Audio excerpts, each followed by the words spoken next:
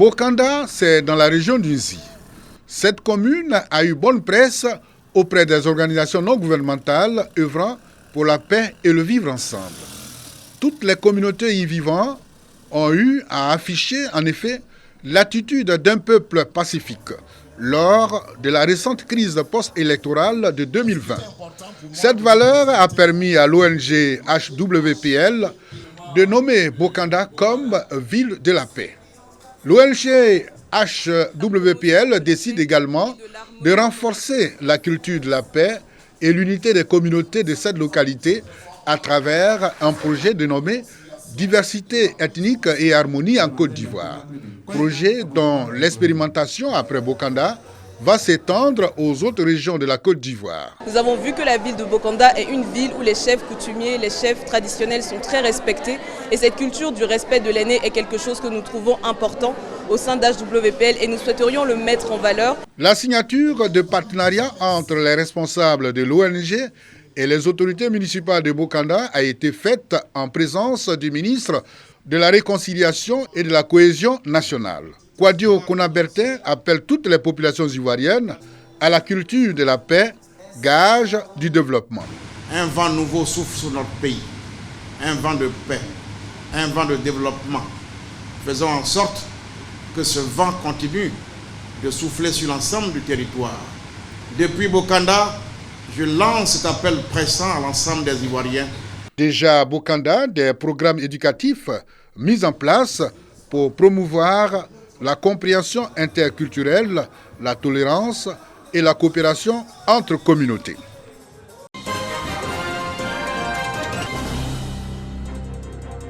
La session plénière sur les fonctions transversales de la stratégie nationale d'exportation, un cadre d'échange réunissant les organismes de gestion de la qualité et de normalisation, les structures d'import-export, les cabinets d'accompagnement et de formation sur l'export, les microfinances, les acteurs du système bancaire, les agriculteurs, les commerçants et les exportateurs de la région du Haut-Sassandra. L'objectif est de faire la lumière sur les principales contraintes du secteur des exportations, également de renforcer le niveau d'appréciation des solutions dans l'amélioration de leur compétitivité à l'export. Une rencontre qui s'inscrit dans le cadre du projet d'appui à la compétitivité exécuté par le Conseil national des exportations. Le ministère du Commerce, à travers le Conseil national des exportations, a voulu comprendre et connaître ce qui se passe au niveau des zones de production de matières premières. Qu'est-ce qu'exporter? Pourquoi exporter? Et comment exporter? Ce sont les exportations qui sont 40% du produit intérieur brut de notre pays. Les étudiants de l'université Lorient Guédé de Daloa ont été des acteurs participants à cette session. La présidente de cette université, professeur Kone Sanogo Tidou Abiba, les a exhortés à saisir l'opportunité qui leur est offerte de s'informer et se former sur les exportations en tant que métier et sur la stratégie nationale d'exportation. Pour rappel, le Conseil national des exportations CNE est un organisme sous tutelle du ministère du Commerce, de l'Industrie et de la Promotion des PME. Il agit auprès du gouvernement et du secteur privé sur les questions liées à la stratégie nationale d'exportation.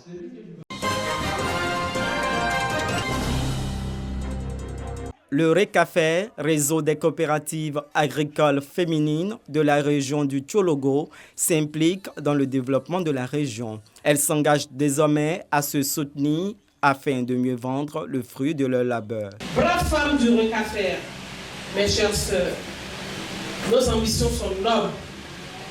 Et pour espérer les atteindre, c'est ensemble que nous nous sommes dotés de grandes valeurs telles que la responsabilité et l'engagement, la solidarité, l'inclusion, la discipline, la transparence et la redevabilité. Pour le lancement de ces activités de masse, depuis sa création en novembre 2022, le réseau des femmes du Tchologo bénéficie de la caution des cadres de la région au plus haut niveau. Ténébi Raïma Ouattara, président du conseil régional. Parrain de cette première sortie, le ministre de l'Enseignement supérieur et de la Recherche scientifique a rassuré les femmes du RECAFER de son soutien. Je pense que c'est une très belle initiative. C'est une idée vraiment heureuse que nous devons soutenir pour permettre à nos femmes de s'autonomiser. Nous les avons encouragés au nom donc, de M. le ministre pour que vraiment elles restent soudées. Le RECAFER est une organisation apolitique. Elle a vu le jour le 15 novembre 2022. Elle revendique déjà 10 000 membres issus de 18 coopératives et groupements féminins dans le Tchologo.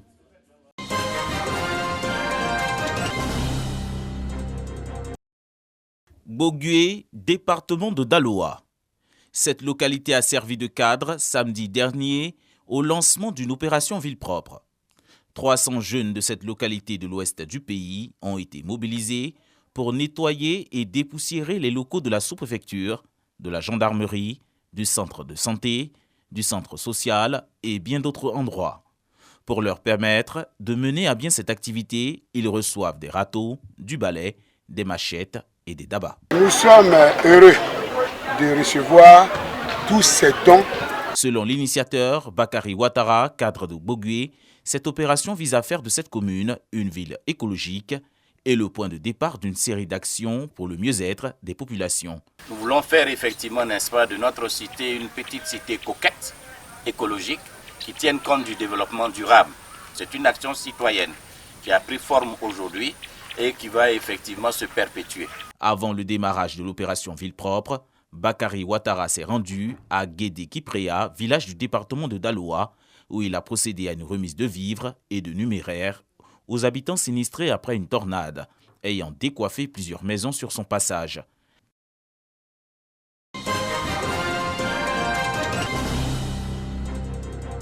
Mosquée principale de Fekese-Dougou, des fidèles musulmans, pour la plupart du 3e âge, assistent à un cours particulier, les différentes étapes du Hajj. Ils font tous partie du contingent ivoirien pour cette année 2023. Prière, comment se vêtir, marche, tour de la Kaaba, tout y passe. Pour faciliter la formation, ces fidèles musulmans bénéficient d'un vidéoprojecteur offert par le ministre d'État Denis Birema Ouattara, président du conseil régional du Tchologo. Il nous a dit que ça fait partie des obligations morales et religieuses. Et à titre personnel, il a souhaité lui-même qu'on fasse diligence pour apporter la réponse appropriée. Nous sommes très heureux ce matin de ce vidéoprojecteur. Les départs seront effectifs à partir du 7 juin 2023.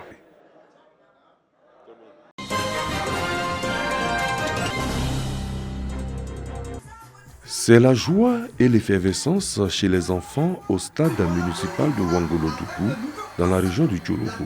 Et pour cause, leur localité sert de cadre à la première édition délocalisée de Ramadan Karim, une journée à l'intention des enfants musulmans de la ville pour les récompenser de l'effort fourni pendant le mois de Ramadan à travers les jours de jeûne qu'ils ont effectués.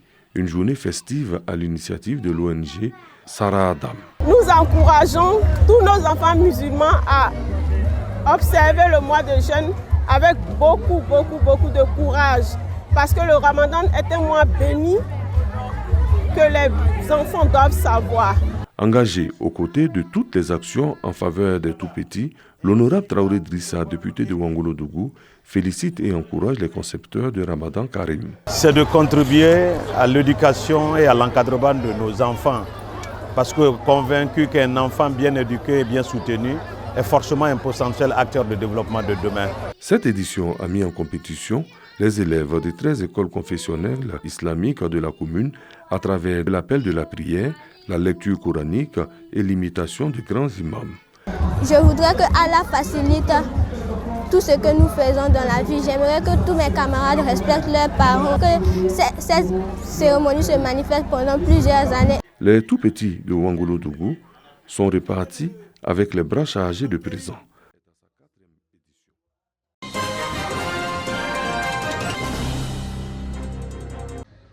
Le Guéli Théâtre en pleine représentation de Togonini, l'œuvre de l'écrivain Bernard Dadier au centre culturel Jacques Aka de Boaki. Une pièce théâtrale qui relate l'histoire d'un négociant blanc et son alcoolite noir lors de la colonisation en Afrique. Avec un brin de comédie, les acteurs ont montré comment les Noirs, avec la complicité de certains Blancs, ont pillé leurs propres frères noirs. Quand tu vis dans un pays, quand tu vis dans une communauté, dans une famille, fais tout pour plaire aux gens et non pas te plaire toi-même. Il faut être serviable que de se servir. C'est la leçon qu'on a voulu faire passer. À travers cette caravane, le Guéli Théâtre renoue avec les planches en vue de redonner vie aux représentations théâtrales. Tout ceci entre dans le cadre de la relance du théâtre en Côte d'Ivoire. Voilà, tel que prôné un peu par la nation cette année. Donc il faudrait que le théâtre existe. Et tout le monde sait que Bouaké, c'est un symbole en matière de théâtre. Le théâtre était en Côte d'Ivoire en voie de disparition.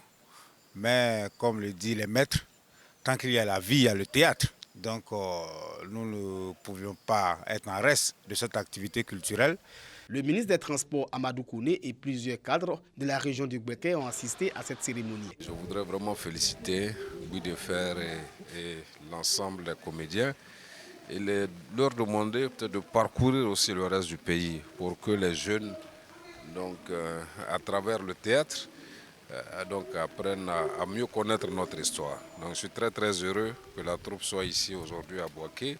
Le Guéli Théâtre sillonnera plusieurs villes du pays pour représenter l'œuvre Togognini.